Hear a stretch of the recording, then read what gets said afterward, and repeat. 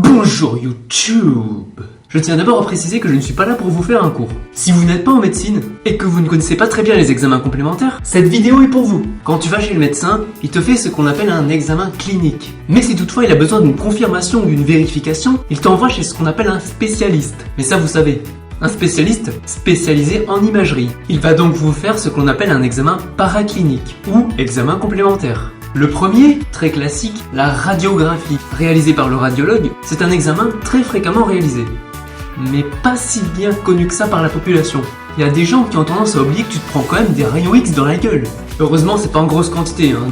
Tu peux te détendre. Voilà un exemple de radiographie. Inutile de vous préciser que l'imagerie c'est du noir et blanc la plupart du temps. Dans la radiographie, le noir et le blanc, le contraste, dépend de la surface traversée et du coefficient d'atténuation. Le calcium, donc les os, bloque les rayons X, donc apparaît en blanc, et l'air contenu dans les poumons les laisse passer, donc apparaît en noir. Après, il y en a qui laissent passer, mais pas trop quand même, tu vois, ils les laissent... Ils aiment pas trop quand il y en a trop. Exemple, la graisse. On utilise la radiographie pour les poumons, mais aussi pour visualiser les parties du squelette. Si vous êtes cassé un membre, on regardera grâce à la radiographie. On passe maintenant au scanner. Le scanner est déjà un petit peu moins prescrit et donc moins bien connu. Ça fonctionne sur l'absorption de rayons X. Et oui, comme la radiographie. On vous passe dans un gros tube, et en fonction de la surface traversée, il y aura différentes densités. Voilà un exemple de scanner. Alors même principe, ce qui est foncé correspondra à ce qui est hypodense, et ce qui est clair correspondra à quelque chose de plutôt hyper dense. Et il y a toujours du gris, c'est qu'ils sont moyen denses, en fait. Moyen dense, ouais. Ça se dit pas ça. À la différence d'une radiographie, le scanner se réalise allongé la plupart du temps, et c'est une imagerie de coupe, comme du saucisson que tu tranches. On l'utilise pour visualiser presque toutes les parties du corps. On peut faire plein de choses avec. Mais pour un étudiant de mon niveau, c'est extrêmement difficile de l'interpréter. Franchement, on voit des trucs dans tous les sens, c'est incompréhensible. Les médecins, ils lisent un scanner comme s'ils lisaient un livre. On va maintenant passer à des examens qui ne sont pas irradiants. L'IRM, imagerie par résonance magnétique. On l'utilise surtout pour visualiser les tissus. Quand tu t'es fait une tendinite par exemple, tu vas faire un IRM. La radio elle sert à rien là. On utilise les propriétés magnétiques des protons. Pour faire simple, on les oriente avec un aimant vers le haut et dès qu'on enlève l'aimant, on regarde le temps qu'ils mettent pour revenir à leur position initiale. Et ce n'est pas le même temps pour chaque tissu. Et ce qui donne, comme pour chaque examen, des parties foncées, des parties claires et des parties grises.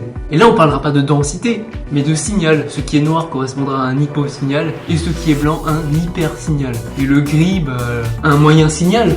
Alors encore une fois, comme c'est des propriétés magnétiques, vaut mieux pas avoir d'éléments métalliques dans le corps. C'est contre-indiqué pour les pacemakers par exemple. Vous imaginez Wolverine? Le mec, les griffes, tout ça, tu le mets dans un tube, le mec il meurt en 2 secondes. L'échographie. Alors pour beaucoup de gens, l'échographie rime avec femme enceinte. Parce que l'échographie c'est réalisé pour visualiser le fœtus.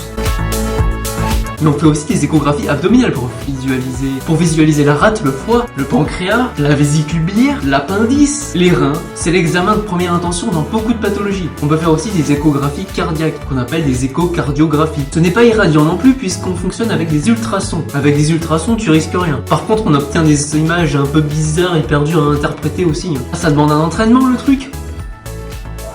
Quand j'étais petit, je croyais que les applications de smartphone radiologie, je croyais qu'on pouvait vraiment se scanner Je pensais qu'on pouvait vraiment regarder à travers la peau. Vous imaginez l'arnaque? Peut-être qu'un jour ils inventeront les smartphones qui envoient des rayons X, hein, tu sais pas. Eh, tu fais quoi là? Bah j'écoute la radio. Enfin, c'était une échographie, mais c'est pas grave. J'avais pas de radio à disposition, bon, c'est bon. Voilà, si tu passes un examen complémentaire et que t'as besoin de plus d'informations, n'hésite pas à m'envoyer un message. Encore une fois, je n'ai pas parlé de tous les examens complémentaires, il en existe une multitude. Et j'ai pas le temps de tous les détailler. J'espère que cette vidéo vous a été utile. N'hésitez pas à la partager, à l'aimer, abonnez-vous. Et à bientôt pour d'autres vidéos. Bonne soirée.